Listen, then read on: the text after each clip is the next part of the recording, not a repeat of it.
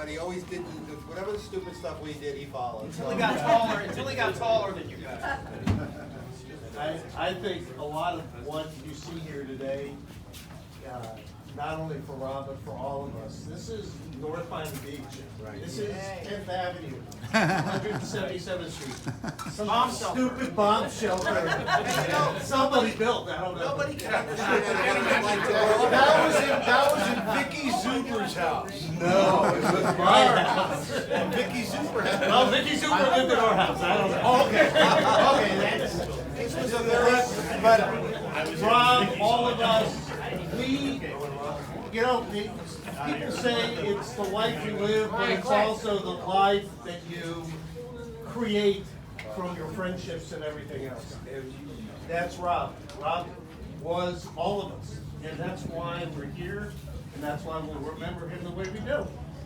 So my first recollection of Rob, conscious recollection, would be like when we were kids, we used to come over to the house and you guys had a dog named Princess. Oh, yeah, I was going to tell the princess story. That fucking dog. That fucking dog was that. There was something wrong with that dog. But Rob used to get me. We'd get in the bedroom and we would be hanging out and whatever, and he'd say, "Watch this," and he'd do something like put his fingers together, and the dog would like start to salivate and shit. Get us all crazy, and so that was one. we had, I think, the first pool in the neighborhood. Oh yeah, I got the pool. So it took us all of us short guys. Took us a really long time to figure out why Rob always beat us swimming. Because he was about a foot taller than all of us, you know? So he always had the ability to like get to the other end faster than everybody else. Except for some reason, Mr. Abrams. And he was shorter. He was svelte like he is now. And he couldn't beat Jeff. We always, Jeff was just determined. One of my greatest prides is that we swam several times in that pool. We would listen to great music like One Is the Loneliest Number, all that kind of music from the 60s, and we always tied. I don't know, I think Izzy was a good swimmer or something like that. And it was one of my greatest prides, because, you know, of our height difference, as you know.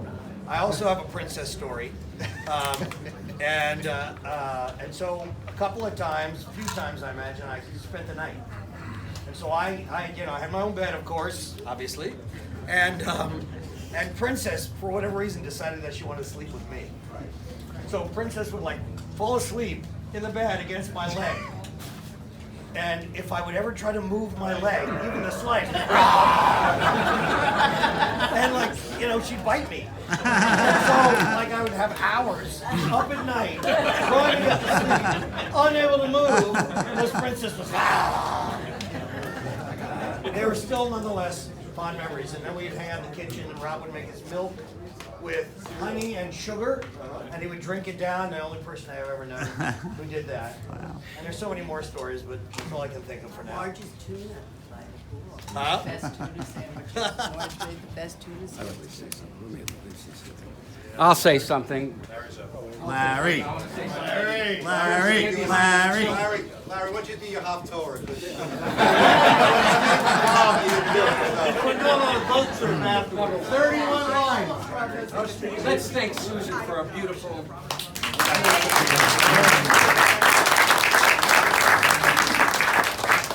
I loved Rob. Rob was my first friend and a lifetime friend. I'm looking at the pictures and I see all the people here. It just warms me a lot. He placed a premium on friends and family. This is what Robert spoke about all the time, his friends and his family. Our friend Larry, who's here, made a remark that he was the most unique person he ever met. And Larry's known him since he was 3 years old. Mark Lundy mentioned something about, in his lifetime, he will never meet anybody quite like Robert. And he understands that. We'll all miss his hugs, his bear hugs. And I told Robert I loved him every time I saw him for the last 35 years. We were bar mitzvah together, and we spent many times together. His legacy, look around. This is his legacy. Friends, family, friends, you. you, his wife, we love you, and this is all for Robert. He loved this. He would be a pig in shit. He'd be eating right now. We were going to celebrate our 50th bar mitzvah this March. I will, in fact, do my Haftorah, and I'll do it in honor of Robbie. I'll do it in honor of Robbie. And I'm so happy to see everybody here today. I'm beyond happy, and Robbie would just love this. Yeah. Just enjoy yourselves. If anybody else has anything else to say, I got one thing please. to say. I got a Rob story. This is one of the funniest things I've ever seen in my life. We're on our 40 trip in Colorado and Central City, and Firefall was playing in the corner, and there's a street vendors. I mean, it's just a beautiful Colorado day, and it couldn't be nicer. And they had chair massages on the sidewalks, and Larry decides to have himself a little massage. He gets down there, he's 5-10 minutes in his massage, he's comfortable. Rob walks by, zips him right in the ribs. Larry popped up, I'm gonna kill you! And they chased each other down Central City on this beautiful day while Firefall is playing. You see Larry chasing Rob, I'm gonna kill you, I'm gonna kill you! And Rob's going, ah! And that was just day one of our trip. The what? The Riviera, we remember the Golden Riviera. What about the rally sport, man? The rally sport. I was going to do my Haftorah today, but I'm going to. So he had this crazy car. I think it was his mom's car. It was a crazy car. It was 427 Hemi. He left rubber everywhere. There was not a piece of NMB that didn't have his rubber on it. And one day I looked at his tires. I said, Rob, there's metal coming out of your tires. That's not right. That's not right. So then a few days later, me and my mom, we soldered our front sway. We worked on our house all the time. Oh, Rob pulls up in that gleaming gold 427 Buick, whatever. And when he leaves, he punches it. And sod goes to my mother's a school teacher, and she goes to be, and when she got mad, she got Southern. She's like, oh, never, ever get in the car with that bull. And she loved it. She loved it. I got a quick Riviera story too. How many people here had the pleasure of being a passenger in Rob's Riviera? I don't remember. Maybe. Yeah, it was absolutely terrifying.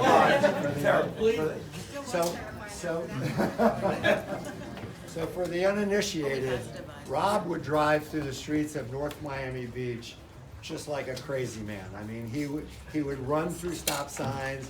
He would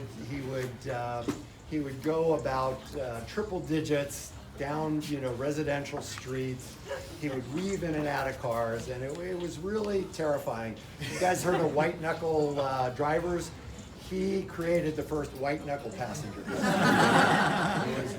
was really bad. But it was a very cool car he had. Anybody remember the car? I don't. I mean, it had that boat tail back and the fastback window. It was his mom's car. Yeah, It was a mom's car. He He used to have a bald spare, and he used to change it so he could burn rubber. So he put the bald spare on and shoot down along the his driving got any better, did it? canal. Right? Over time? I remember Marjorie would go to Robert 6 months after she got tires. She'd go, Robert, why do I need new tires? He's barely 6 months old. He would go through like a set of tires that were warranted for 40,000 miles in about a year. I mean, that was his thing. And he was a great driver though. And his signature move, which he could do better than any stunt driver or race car driver, was hitting the gas and the brake at the same time, and he would spin the rear wheels, and there would be such a cloud of smoke, you would swear the car was on fire. And so one day, we were hanging out in front of Pam Hirsch's house, and I had my Dalmatian Sparky with me, and Pam's dog, who was an attack dog, her dad was a bail bondsman, and he had to deal with some unsavory characters and criminals, so they had this attack dog. He comes running out of the house and just goes after Sparky and just killed him. I mean, he was just a mess, and he was laying there in the street, and it was about 10 minutes to 5, and Rob says to me, "Get in the car with your dog, I'm taking you to the vet." And so I'm in the car in the back seat. To this day, I remember there was no one I'd rather have behind the wheel than Rob. And there was no one who could have got us to the vet. And I remember there was no cell phones back then. We couldn't call ahead. So I'm in the back, my dog's like whimpering on my lap, and Rob takes off. And he's running through stop signs, and he's weaving in and out of traffic on 6th Avenue. And he's going 100 miles an hour down 167th Street. And we get to the vet just as he's packing up to leave, and he sees Sparky, and he says, "Bring him in," and he stitched him up and bandaged his wounds. And that would have never happened if it wasn't for Rob. Good story. Hey, I'm never grateful. Rob certainly was okay. Is that when Sparky had his cone? It was after that.